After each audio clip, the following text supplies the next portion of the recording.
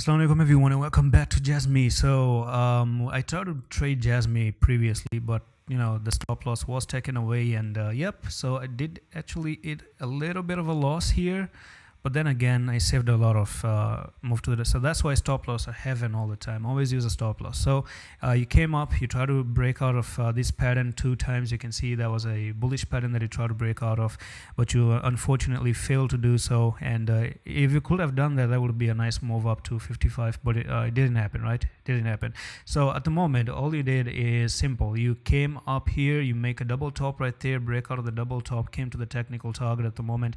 But unfortunately, if you think we are done just yet, we're not done, because you have 3 black rows right now. That's a bearish continuation pattern with 3 red candles. From here, I'm still expecting more move to the downside. So you could potentially say that this is your resistance right there. So a little bit of a pump to 4,500 and then get rejected at 4,500 and then continue even lower. So if I would take this pattern right there from top to the bottom, this is what we're looking for Jasmy now, to retrace to the downside, maybe just a shorting opportunity, and we're looking for 41.68 at the moment. Continue lower, because the technical target is not met. We're still looking for 1953. A lot of way to go, a lot of move to still continue to the downside, and we're still I'm still expecting 56% drop more for Jasmy at the moment. And that's pretty much it for this update. Quick one. I'm going to see you the next one. Allah Hafiz.